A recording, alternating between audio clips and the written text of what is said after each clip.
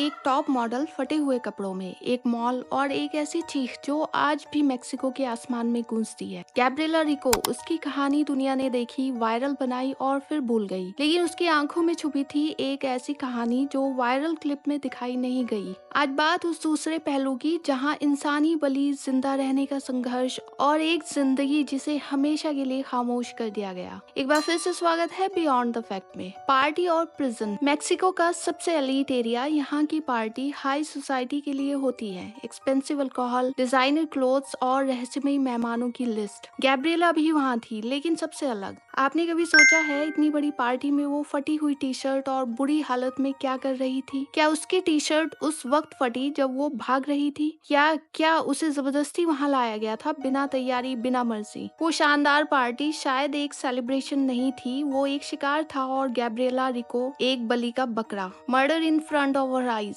उसकी आंखों के सामने उसके दोस्त को मार दिया गया था। उसकी वायरल वीडियो का ये एक और घिनौना सच था। उस वीडियो में उसने कहा था, मैंने देखा है, उन्होंने उसे मार दिया और उसे खा गए। क्या ये एक इंसानी बलि का मामला था? उसने अपने दोस्त की बलि होते देखी थी। उसकी खौफनाक चीखें गवाह थी कि वाकई उसने कुछ बहुत खौफनाक और दर्दनाक देखा था। उस रात क्या क्या हुआ होगा, कुछ थ्योरीज से पता लगाने की कोशिश करते हैं। हमें पता चलता है कि उस रात गैब्रिएला रिको के साथ उसका मेल दोस्त भी था, या तो दोनों को पार्टी पर बुलवाया गया था। लेकिन सीन्स बताते हैं कि उन दोनों को जबरदस्ती बंधक बनाकर उन्हें वहां लाया गया होगा, नहीं तो गैब्रिएला टी शर्ट में नहीं, गाउन में उस पार्टी में होती। फिर दोनों को बंद कमरे में रखा गया होगा रिचुअल्स के लिए। पहले उसके दोस्त की बलि दी गई होगी और उसकी डेड बॉडी को खाया गया होगा। अगली बारी गैब्रिएला की होगी। उसने भागना चाहा, उसकी हाथापाई हुई होगी। इसी हाथापाई में उसके कपड़े फटे होंगे।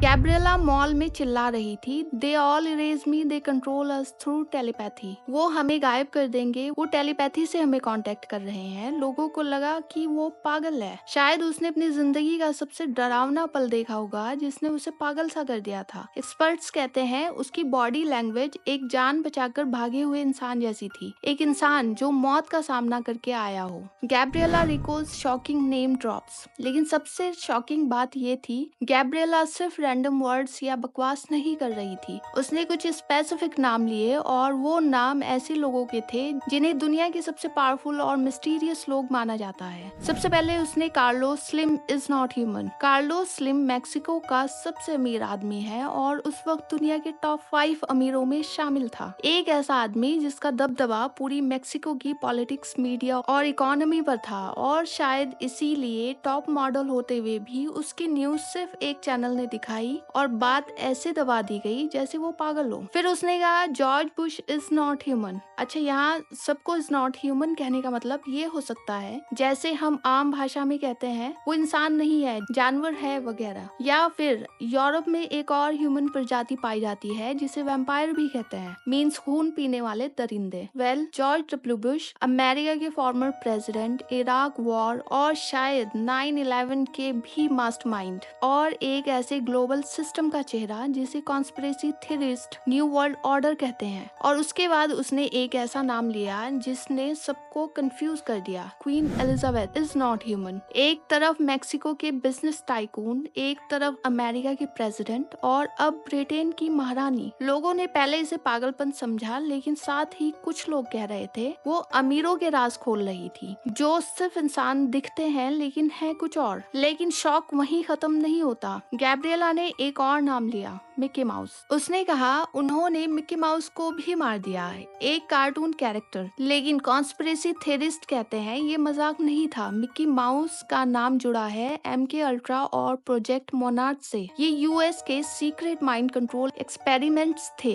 जहां साइकोलॉजिकल ट्रॉमा से लोगों का दिमाग कंट्रोल किया जाता था, और मिकी माउस जैसे डिज्नी सिंबल को ट्रिगर आइकन माना जाता था जो प्रोग्रामिंग एक्टिवेट करते हैं। इसके बाद क्वीन एलिजाबेथ का नाम रेप्टिलियन थ्योरी के मुताबिक ब्रिटिश रॉयल फैमिली ह्यूमन नहीं, ancient alien hybrid blood line है। वैसे मैं एलियन और इच्छाधारी प्रजातियों में यकीन नहीं रखती। इस थ्योरी को डेविड आइकी जैसे रिसर्चर्स कहते हैं कि ये लोग शेप लिफ्टर्स हैं जो पॉलिटिक्स और मीडिया पर राज करते हैं। उसके बाद क्या हुआ? बस एक लाइन, उसे साइकेट्रिक हॉस्पिटल ले जाया गया। ना कोई माँ, ना बहन, ना भाई, ना दोस्त। क्या वो लोग चुप करवा दिए गए थे, या क्या गैब्रिएला की पहचान ही बदल दी गई? उसे मार दिया गया या हमेशा के लिए छुपा दिया गया? गैब्रिएला रिको की केस की थेरीज जो दिमाग हिला देंगी। Theory number 1, ritual gone wrong. Elite society की एक रिचुअल पार्टी जिसमें नए लोग बलि के लिए बुलाए जाते हैं। गैब्रिएला और उसका दोस्त दोनों विक्टिम। थेरी नंबर 2,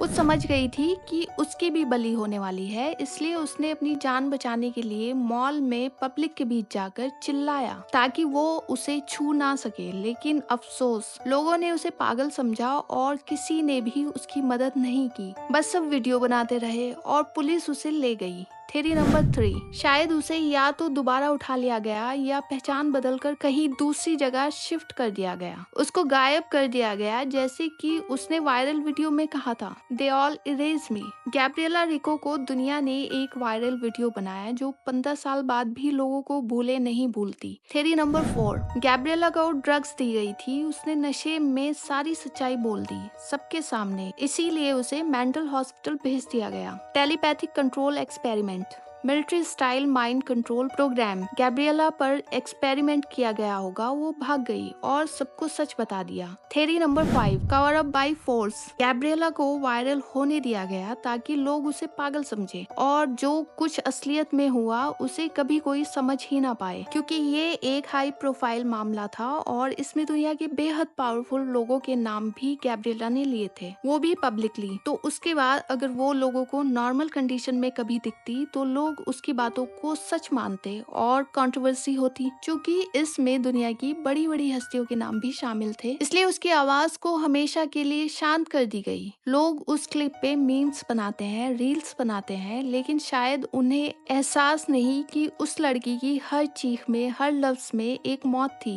जो उसके सामने हुई थी। उसने उस दिन अपने दोस्त को ही नहीं, अपना भरोसा भी खोया था दुनिया से। आपकी क्या राय है? क्या गैब्रिएला पागल थी या वो दुनिया के सबसे घिनौने राज की गवाह? कमेंट में अपनी कीमती राय जरूर दें। मिलते हैं नेक्स्ट वीडियो में एक और नई मिस्ट्री के साथ, तब तक के लिए अपना ख्याल रखिएगा। Thank you so much.